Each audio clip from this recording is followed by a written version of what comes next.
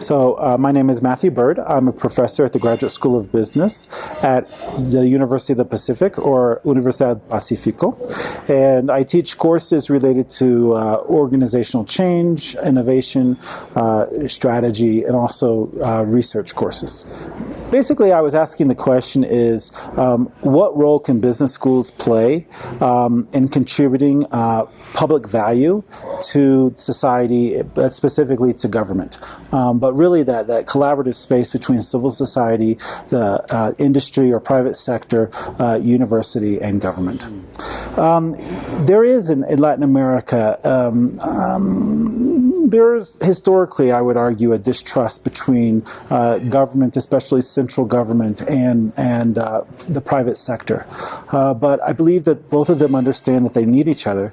The real challenge is how do you overcome, there's histories and there's legacies there in terms of government policies, swinging back and forth between state-centered policies and market liberalization. But I believe that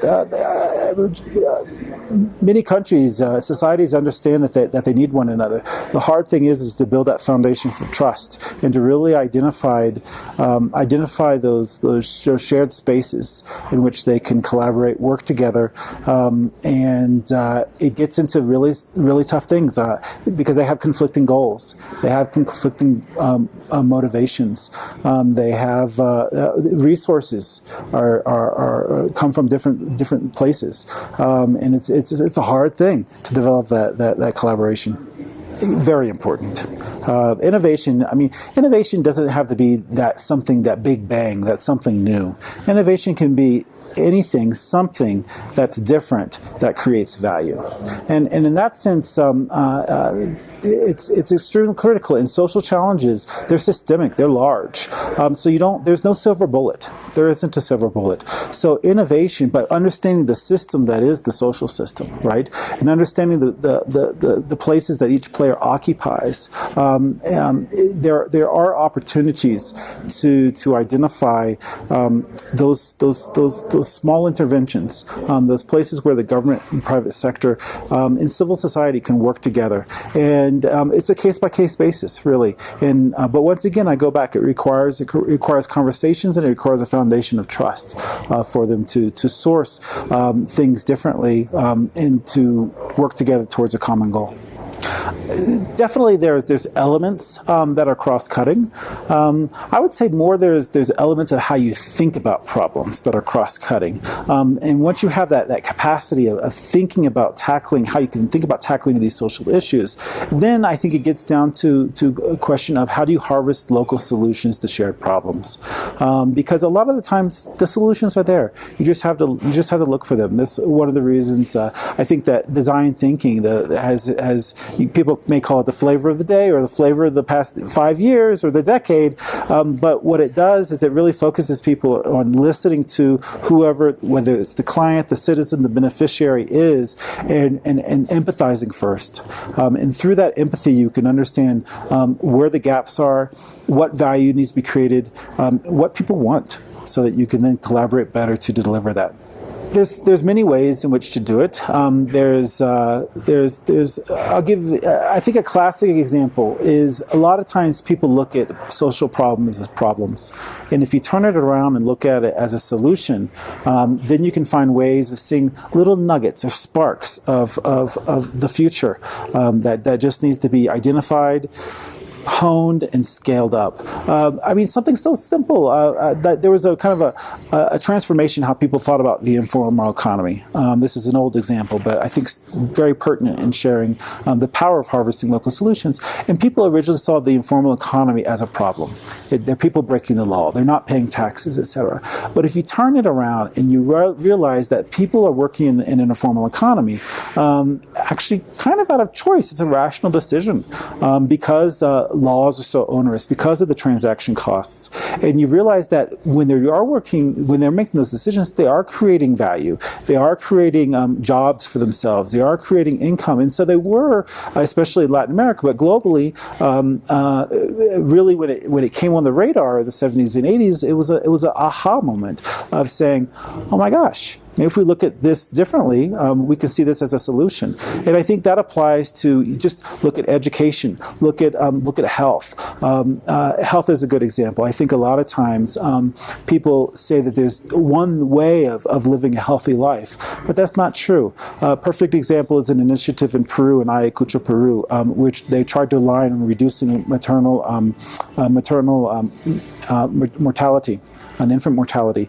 But what they do, they did not take kind of the standard Western medicine and impose it and insist on rural mothers to come to the hospitals, sterilized centers, and to give birth. They actually tapped into the rituals of giving birth that were already existent within these Andean communities, and they interfaced with that, and that was how they brought down these rates of maternal mortality during childbirth. The rise of digital technologies, a lot of times the promise comes obviously before the impact.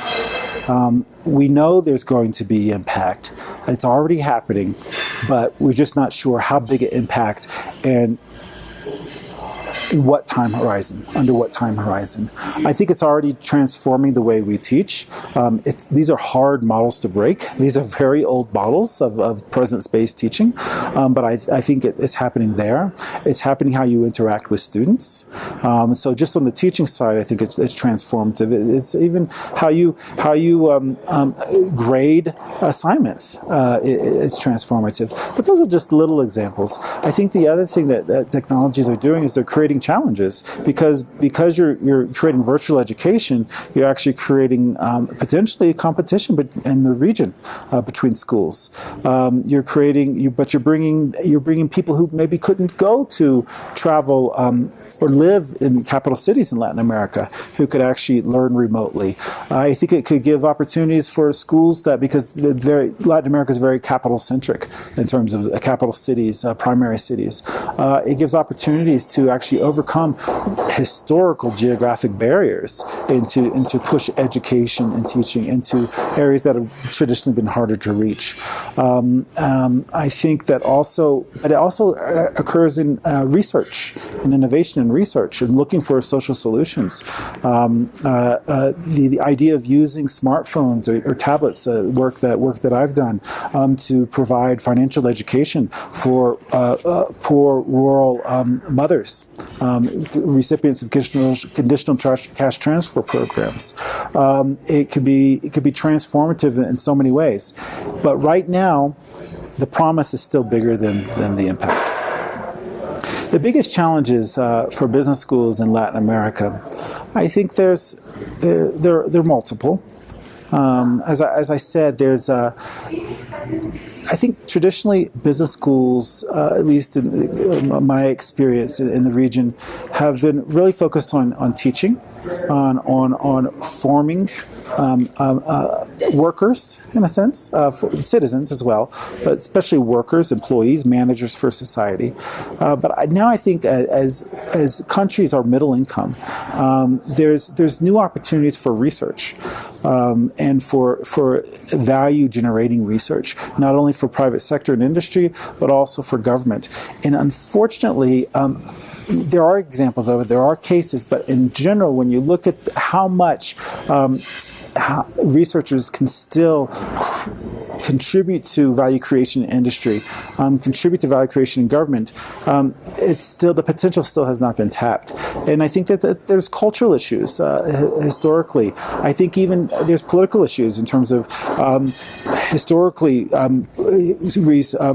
universities can be politicized or have been politicized. There's lots of elements, but once again, underlying it all is trust. But taking advantage of this, the new, I'm a case in point, I think, of this new exchange of researchers and teachers that maybe were trained in Europe or the U.S. But are coming to Latin America.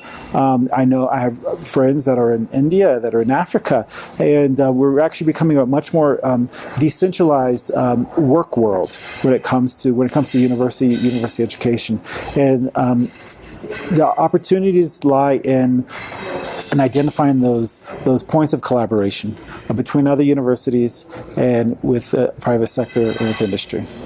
I would argue that it mediates all economic decisions.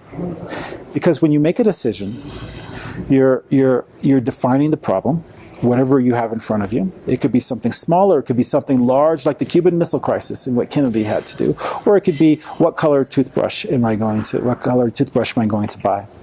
But you define the decision in a certain way because you use certain frames to define that decision, and those frames are inevitably influenced by your socio-cultural background.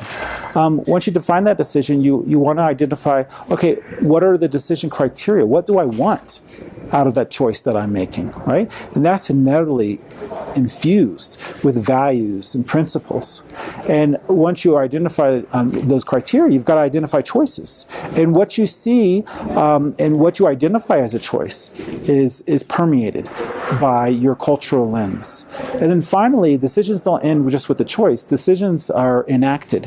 And how you enact a decision, once again, and how you interact with other people is supremely infused by cultural values and practices and rituals. Whether it's inside a multinational operating in a country outside of its home base, or if it's a government operating with trying to serve a citizen in a remote part of the nation, I would argue, I'm biased, but I would argue that you always have to understand what is the cultural, sociocultural context and how does it mediate how people see the world and act on it.